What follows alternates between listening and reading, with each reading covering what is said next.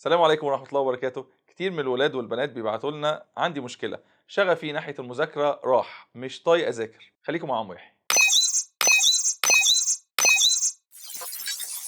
عمو يحيى Educational Coach.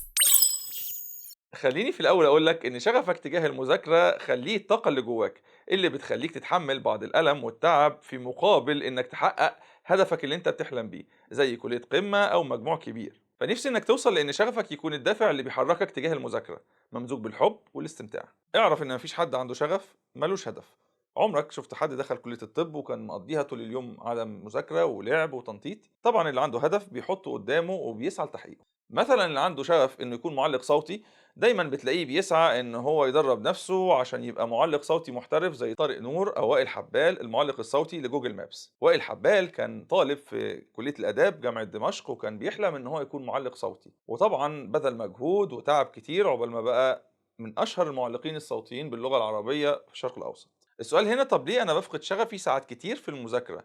وده له اسباب كتير، منها انك تكون بتذاكر حاجه انت مش مستمتع بيها اصلا، وده بيحصل معانا كلنا. لكن زي ما بيقولوا ان لم تستطع ان تفعل ما تحب فحب ما تفعل. فافتكر دايما هدفك الكليه اللي انت عايزها او المجموع الكبير، وده هيهون عليك كتير الماده الغلسه اللي انت مش حابب تذاكرها. تاني حاجه، عادات المذاكره الغلط، او انك تكون بتذاكر من مذكرات او مصادر مش معده كويس، وده طبعا له بالغ الاثر على استمرار شغفك. تالت حاجة، التوتر السلبي بيأثر بشكل رهيب، وكمان لو عندك مشكلات اجتماعية أو نفسية ده بيصرفك عن المذاكرة وبيأثر عليك جدا. وأخيرا، ربما التعرض لموقف إخفاق زي إن أنت تجيب درجات مش كويسة في أول امتحانين فتحبط مثلا. طيب السؤال، إزاي استعيد شغفي للمذاكرة وأحافظ عليه؟ هقول لك، لو فقدت شغفك بسبب إخفاق زي ما قلنا فحاول تحدد السبب في الإخفاق دوت وتعالجه. غير مصدر المذاكرة أو ذاكر صح لو أنت بتذاكر غلط. ربما تحتاج إنك تبذل مجهود أكتر للمادة ديت أو تديها وقت أطول. وخلي دايما في بالك إن الله لا يضيع أجر من أحسن عملا، فما تحبطش وحاول. حط هدف لنفسك وممكن تكتبه وتخليه دايما قدامك. وجود الهدف قدامك هيخليك دايما فاكره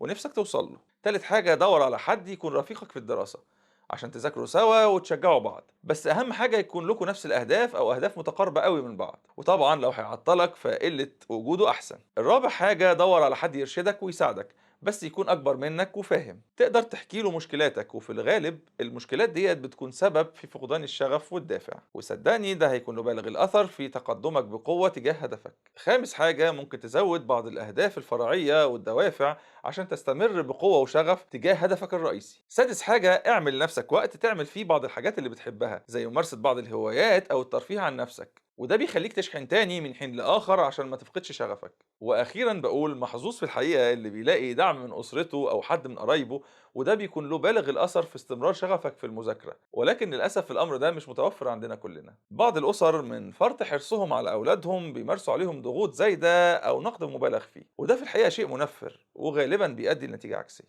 المهم إن اللي عنده أسرة بتحفزه ده رائع، واللي ما عندوش يتواصل مع حد يقوم معاه بالدور دوت وينصحه بشكل سليم وما يستسلمش. عمو يحيى طول عليكم المرة ديت بس عشان الموضوع مهم. سلام عليكم.